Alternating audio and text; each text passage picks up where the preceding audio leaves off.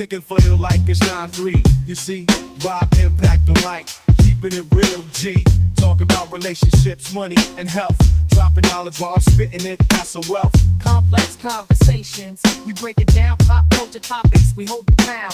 Dive deep into society's complexities. Educate, entertain, never rest in it. Complex Context, where the truth unfolds. Analyzing life through stories untold. Rob impact, dropping knowledge every day.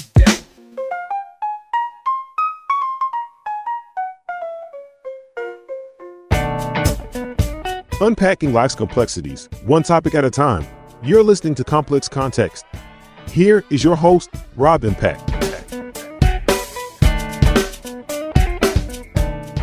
Welcome to Complex Context. I am your host, Rob Impact, and I'm glad that you, my complex crew, is back for another episode full of all kinds of banter and goodness. How have you been doing? I've been doing very well. And I'm happy to share with you my past few days, and we have some really good topics to discuss. I'm looking forward to that. Thank you so much for your time. As always, we've had some great support, and I want to talk about that right now. Big shout going out to our listeners in the United States. As always, they are the bulk of our audience, and we really appreciate that.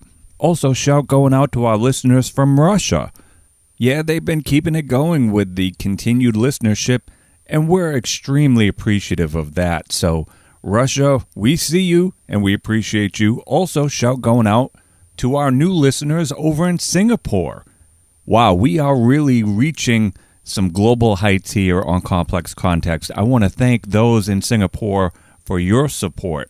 And if you would like to spread the love, I would absolutely encourage it. Let people know they can always go to their preferred podcast service. We're on pretty much all of them. I don't think we've missed any of the big boys. We'll give you more information later on in the show as far as how you can get all things Complex Context on your phone, on your computer. We're good like that. As far as my past couple of days, it's been a great few days for me. I've gotten a lot of things done, some adult-related things. It's weird as you get older, some of the tasks or some of the extracurricular activities that you engage in. For example, I had the opportunity to do a much-needed cleaning of our shower, and though it never really was something for me to look at and go, wow, I can't wait to do that, it felt really good in the midst of cleaning my shower to know that, hey, this is great. We got the disinfecting going on. We have bleach everywhere. It's awesome. And just doing that, as simple and maybe silly as it seems, it was great because when it was done, I made sure I was the first one to use it. And man, just that feeling of cleanliness and good hygiene happening in that nice environment, there's nothing that beats that. So as weird as it was to look forward to getting it done, I was very happy with it. I'm not one that looks to clean because I have nothing else to do or because it's one of my favorite pastimes, but it's just the time in life where I'm at the point of knowing how much clean things and doing it and the benefits from it and feeling good about it, that's just where I'm at right now. And in addition to that, I had the opportunity to go and do my first, I believe, if I remember correctly, first hedge trimming of the season. Since the weather has gotten better, I was out yesterday morning with my wife who was doing some yard work. I appreciate her effort. She did a lot. And I was on a ladder up and down working our kind of walled area where our hedges are. So it kind of separates our backyard from our neighbor's backyard. And there's a clear path there. And being able to chop the craziness that was our out-of-control hedge area and get that down to a respectable level, have it look sharp, have it be as appropriate for our dogs when they go to the backyard as possible. That was another good feeling accomplishment that I don't have to worry about for hopefully another few weeks before it starts to need a haircut again. So that was great. The one thing that came out of that, which was a definite inconvenience, and I'm not happy about it, is the hedge trimmer that I have has this kind of pocketed area that has a tab, and you're supposed to loop the extension cord in through this little pocket area and hook it onto the tab, so that way it always stays out of the way. Well, towards the end of my efforts, unbeknownst to me, I started it up, was ready to get the last little bit done, and wouldn't you know it, the thing came out of where it was propped, and unfortunately I cut the extension cord. So I had a little bit of a fireworks show in front of my face, got a little spooked. It wasn't terrible, but it was one of those things that soured my hard work for the fact that I knew coming out of it, okay, now I'm going to have to invest in a brand new long industrial extension cord to replace this one that got cut, and it got cut because it didn't stay in place. Now, I know what I'm doing. I know I did it right, but I don't know if it was so much movement from me going up and down the ladder trying to get the tops or how I was handling it. The cord came out. It just was a little aggravating, but that's okay. So we'll get a new extension cord in our household shortly, and maybe I can finish the job. I had to take out the old school shears and cut manually, which was not bad at all. It kind of felt good, but not something that I could see myself doing on the regular. So got to get that cord in. Folks, make sure that you're careful if you handle any yard tools, any instruments that require electricity. Make sure your power cords cooperate with you. And speaking on the level of greenery, again, don't know if it's just a parental thing, come to terms with how important nature is, middle-age thing, I have no idea. But I felt inclined to go procure some more greenery for our household. And by that, a few weeks ago, I purchased a little miniature bamboo that I ended up repotting, and it's starting to actually sprout some new life. And that's in addition to it already being healthy and a nice little plant to look at. And we planted some seeds for flowers out in our back flower box. I'm starting to see some growth with that.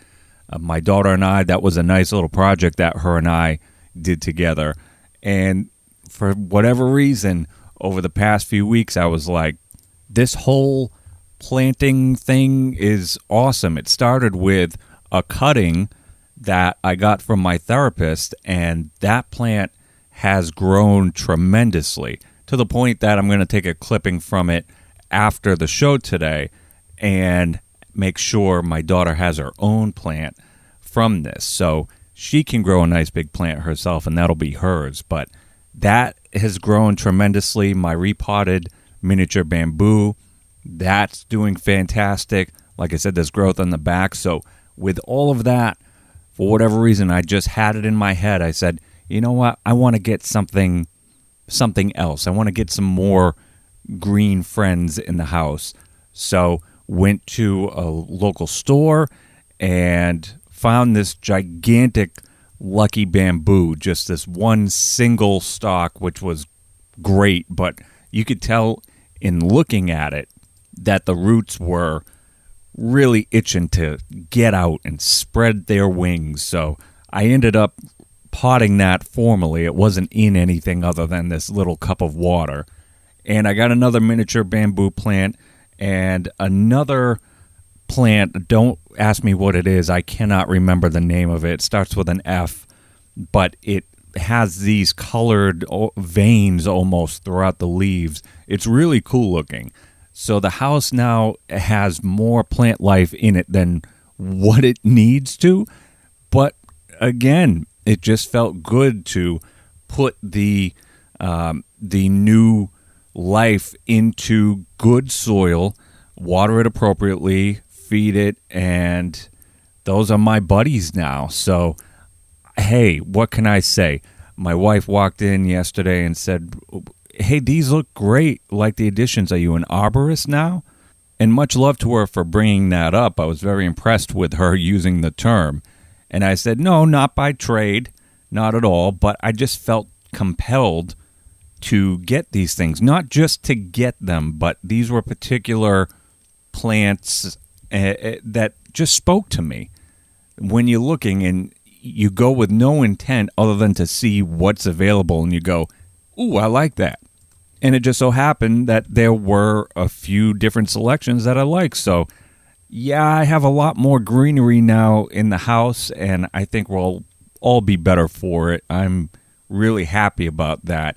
It's amazing the new hobbies that come to mind or that you just organically fall into over time that pique your interest now, and you think about comparing it to maybe 5-10 years ago, and you would have gone, maybe, hey, that's cool, I don't really care, or I don't want to commit the time. And now it seems to be second nature. I'm probably going to blame genetics from my mother's side for this, but it's a good problem to have, and I'm glad that I'm in it. It makes me feel good. It's good to have that. Kind of surround yourself with some bits of nature that you don't necessarily have to go out of your way to see. So I was very happy about that.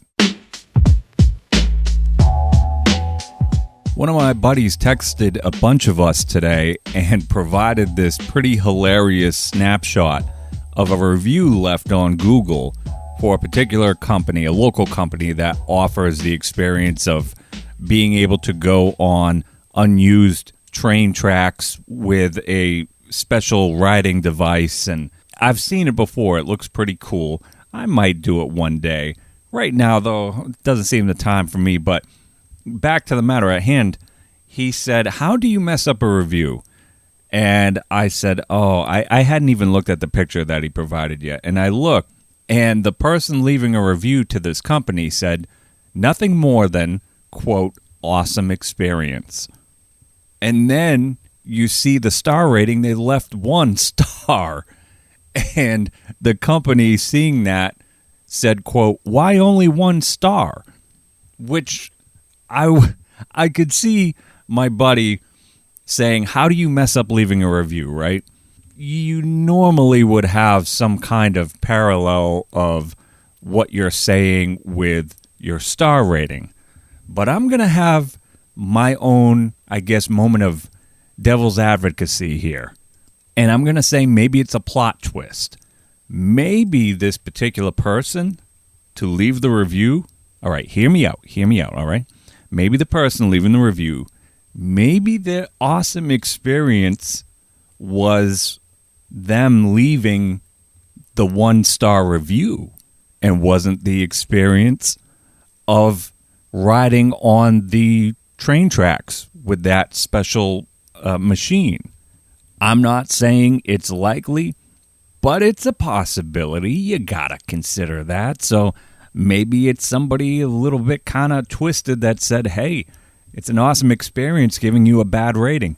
I don't know. Not saying it's the case. Just saying it's plausible. You never know. Now, obviously, if that's the case, that wouldn't be very nice. So in the event that I happen to be spot on, and either way, in the interest of making sure that we have a good week together, I want to make sure that I spread some positive vibes. Kick back, relax, let me set the tone. A positive vibe that you can call your own. Complex context, bringing happiness and rhyme. Feel good news, we're gonna have a good time.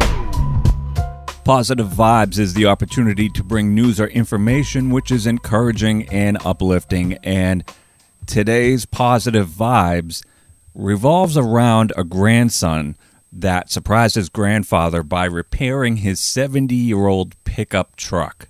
This was awesome. Apparently, this gentleman, Richard, I can't even pronounce his name, Kincheloe, Kincheloe?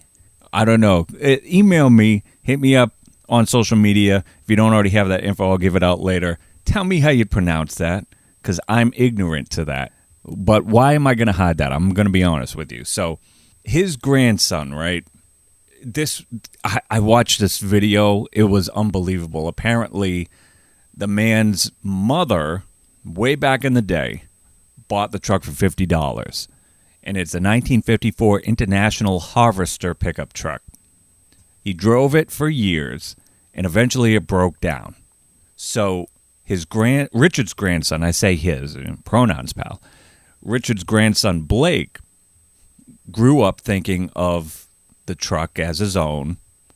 And as he got older, he's still a relatively young person, not terribly young, but young enough that you could tell he's got a lot of energy and probably a bit of a visionary at his age, as is the case here. You'll find out. He thought it would be great to get the pickup truck running again, which just knowing that he feels that way, I think it speaks volumes to what kind of relationship and respect he must have for his grandfather.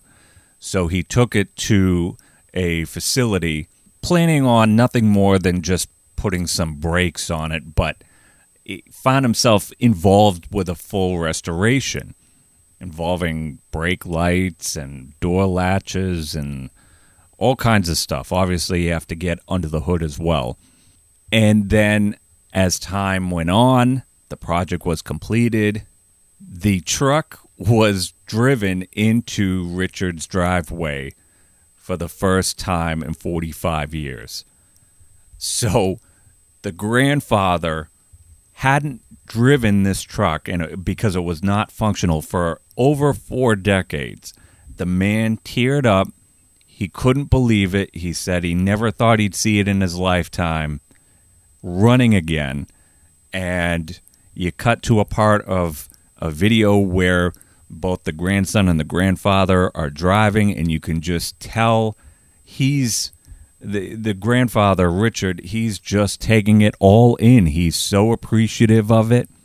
His grandson looks like he's just having a good time being able to drive, or I should say be a passenger in his grandfather's revived pickup truck. And it's so cool to watch.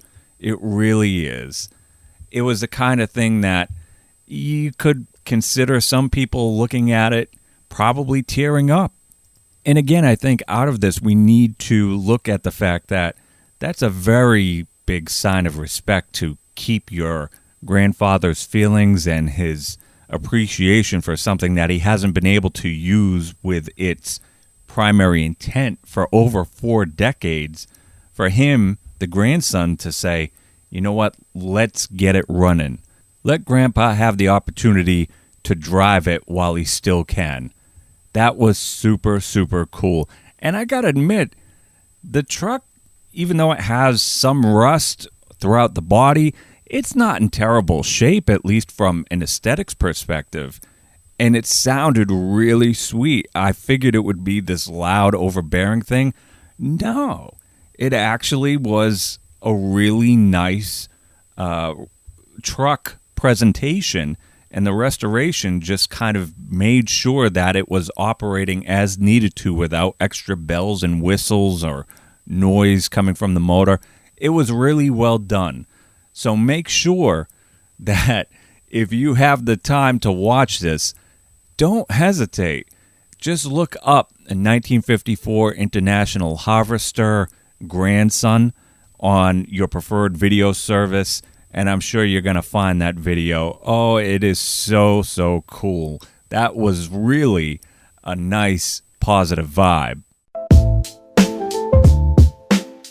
Now, I know I'm not in the minority when I say that the prices of pretty much everything for goods and services and all that has just been brutal, at least here in the United States.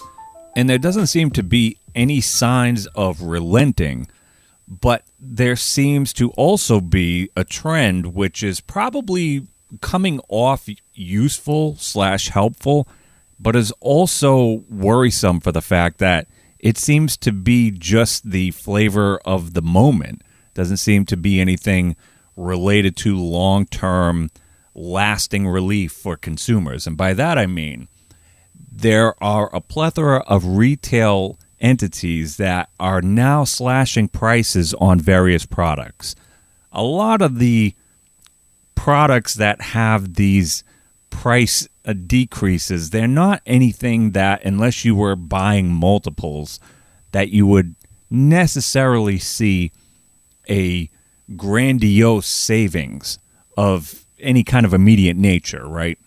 So when I say retailers, I'm talking Target, Walmart, Amazon, Michael's craft stores, Walgreens even, Aldi, and you have McDonald's with their supposed $5 value menu now, which, by the way, is a crock unto itself because their intent with that is to only offer it for a limited time. So when we hear about McDonald's $5 value menu, it's not going to stay around all summer, at least according to them.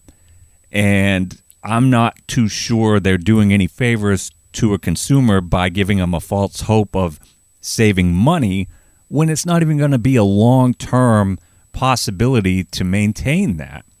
So Target and Walmart and Amazon and all that, they're looking at what products they can cut costs for. And again, Aldi, Walgreens doing the same thing, right? My thing is, if they're doing this all together, right, this seems to be a let's jump on the train. One does it and then another does it. And now you start having multiple companies saying, well, we're going to cut costs too. Yeah, the intent seems good and the premise sounds fantastic, but why wait until most consumers in the United States have reached a tipping point of struggling? That's the rhetorical question.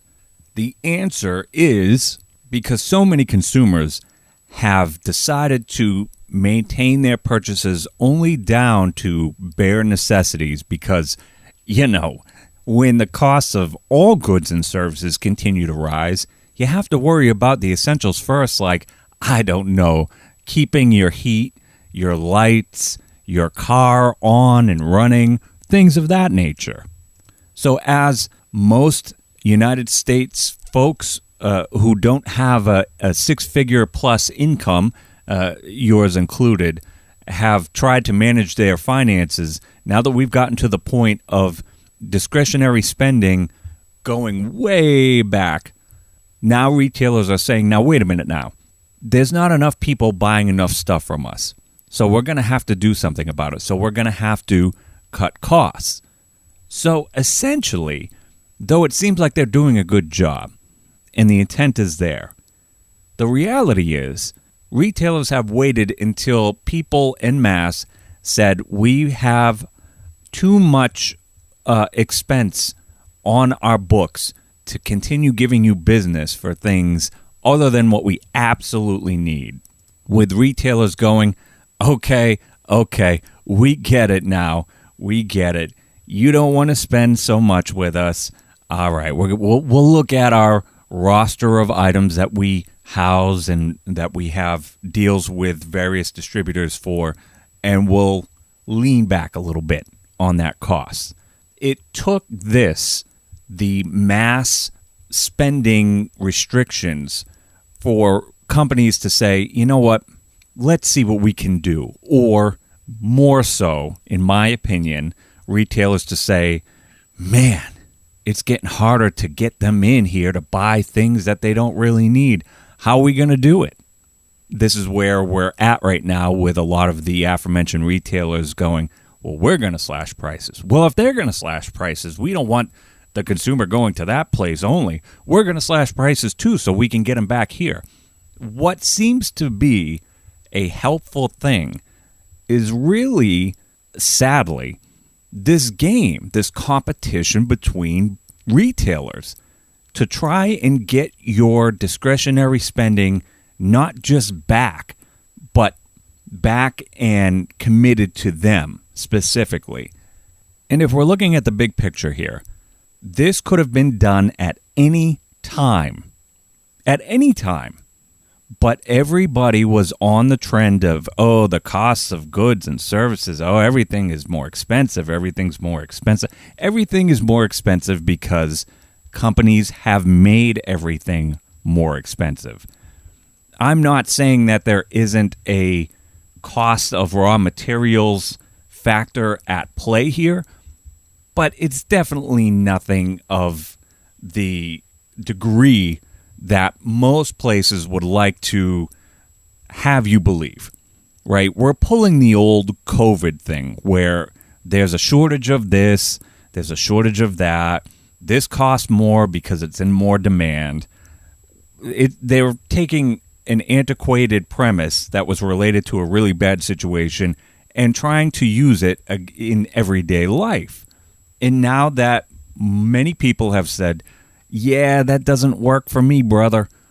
I'm not going to be spending my money unnecessarily because you all have made everything so expensive. All of the companies went, oh man, they're finally financially onto our game. I guess we're going to have to scale it back a little bit. If they could do that, if these retailers who are supposedly helping people out could do that with such quickness and efficiency, why now and why not, say, half a year ago, 9 months ago? Because it's not like this is a new thing where people are just trying to make ends meet and make sure that their day-to-day survivability maintains in relation to what, for, again, most people without a six-figure income minimally, trying to stretch the dollar. Why wait? So it's not coincidental, right? Because you had a couple of companies do it, and now so many companies are claiming, hey, we're going to save you money. We're rolling back prices on so much. That's funny because this guy over here and that guy over there, they're doing the same exact thing at the same exact time. Isn't that a coincidence, right? But you have to realize it's not. It's all very methodical. And all this, I hate to say it, this sick and twisted game of competition between businesses to see who can lure people back and have their discretionary spending reinvigorated through their company. It's not a matter of trying to help us out.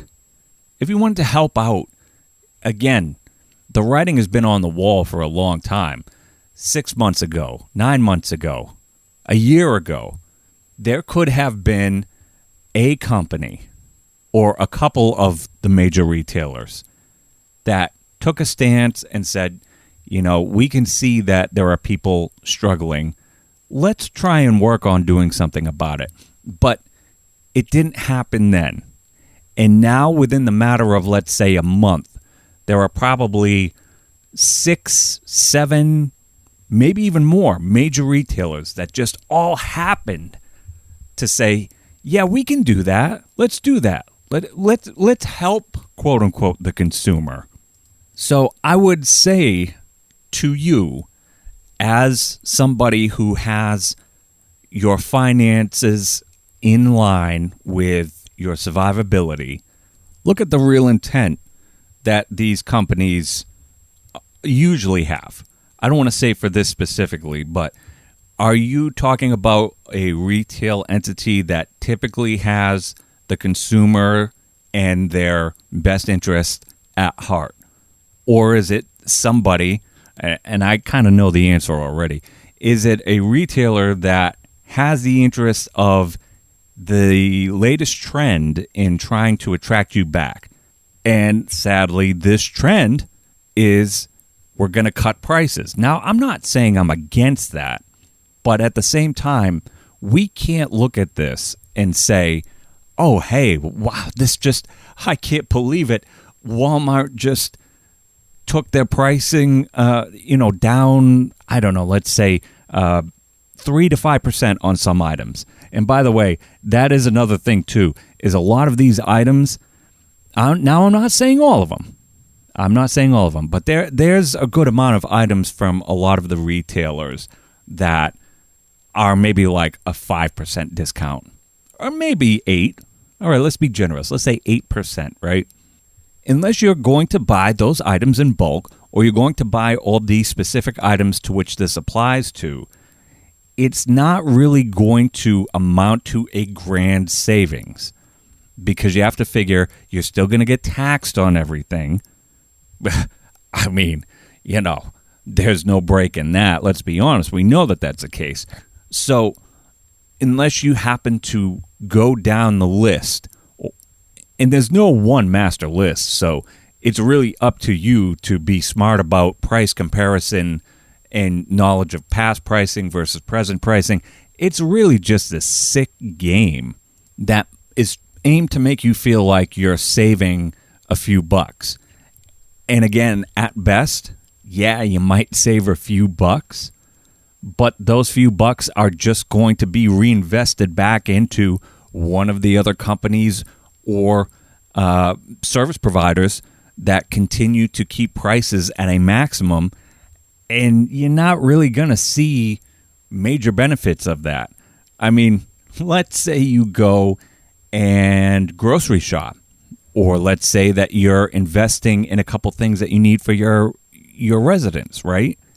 Are you telling me that if you save $8, that's going to be the make or break of someone saying, "Whew, I don't have to worry about bouncing a check to cover my rent this month"? Well, when you have outrageous pricing for somebody living in a one-bedroom, let's say $2,200 a month, which is absurd in its own conversation, are you telling me that $8 is going to be the make or break of someone having relief for that month? Get the heck out of here. That's ridiculous. You know that that's not the case. It's a short-term trend, and it's really disappointing because this is going to not last.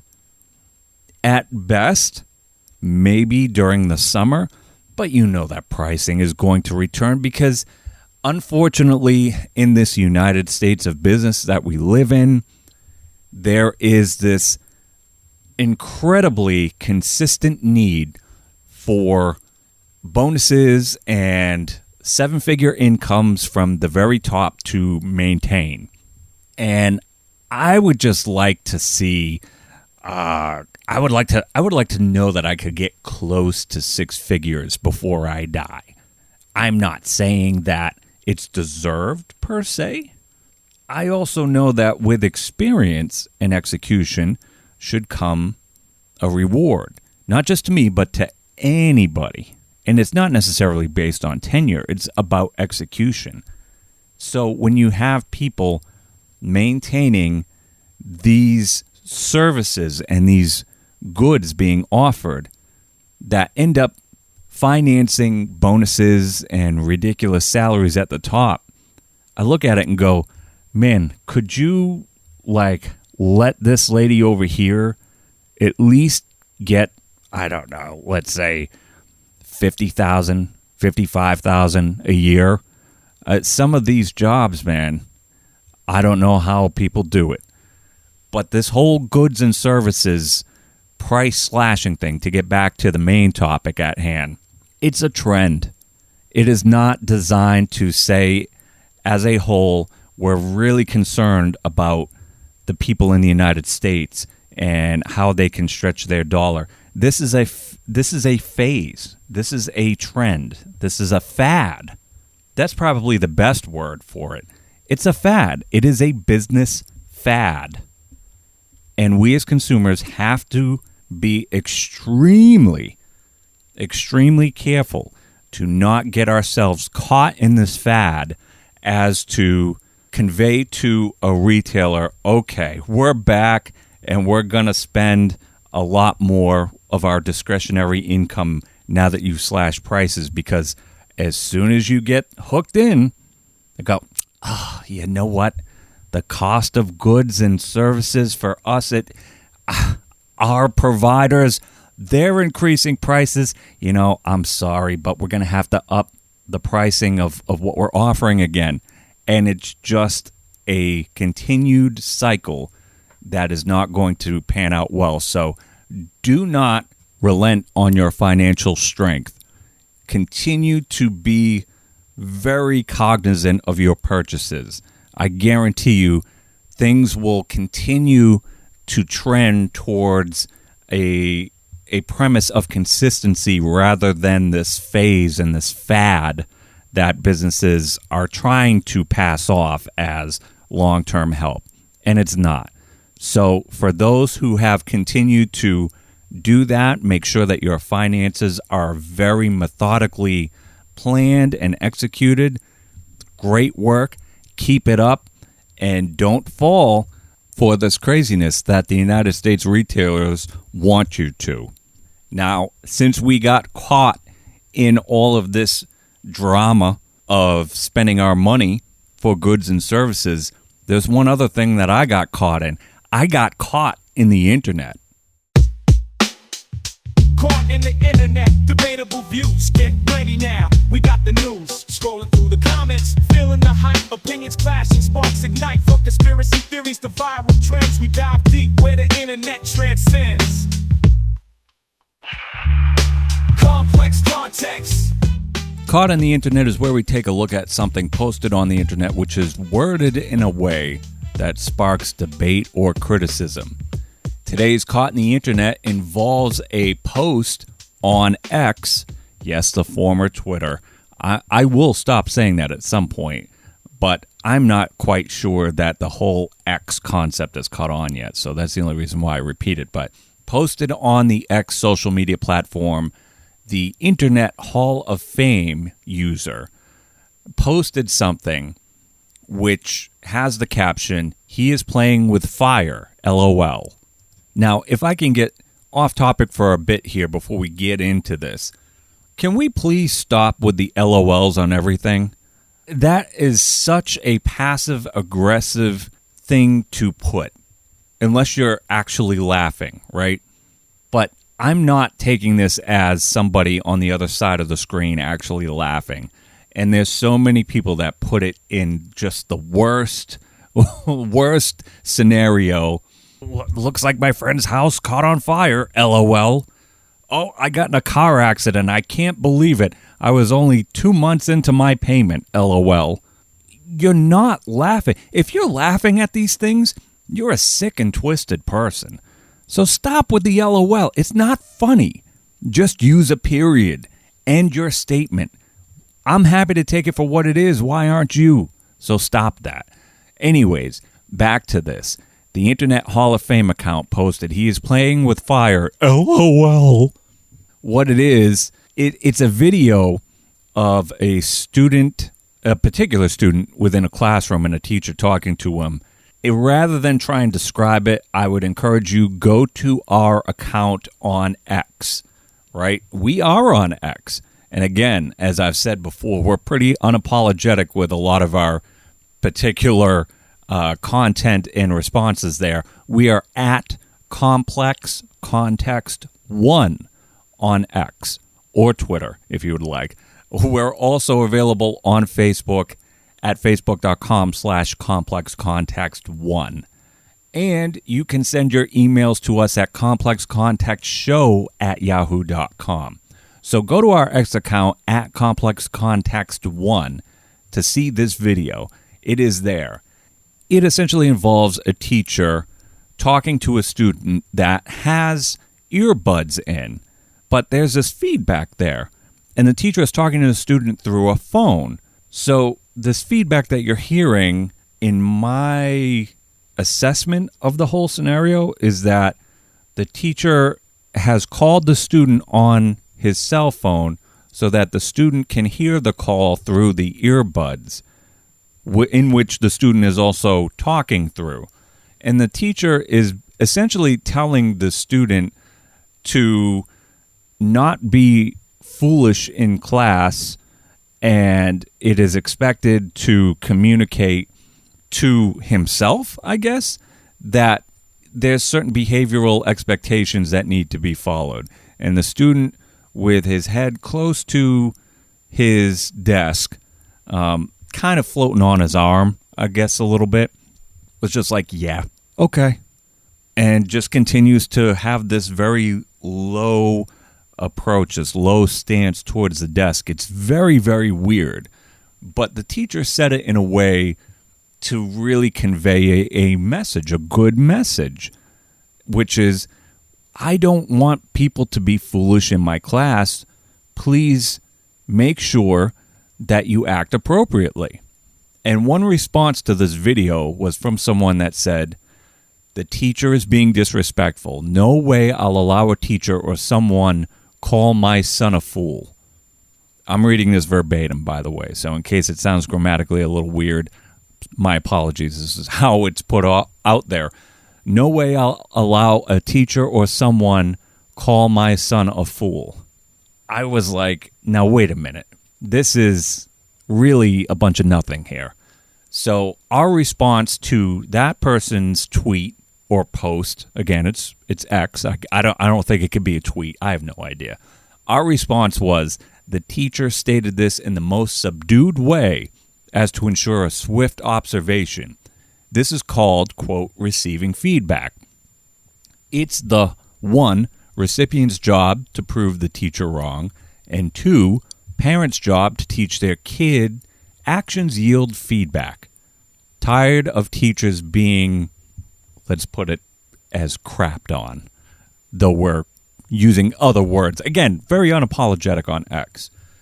It was, I guess, an eye-opening moment or an eye-widening moment as a reminder of how people think that they're owed everything without proving anything.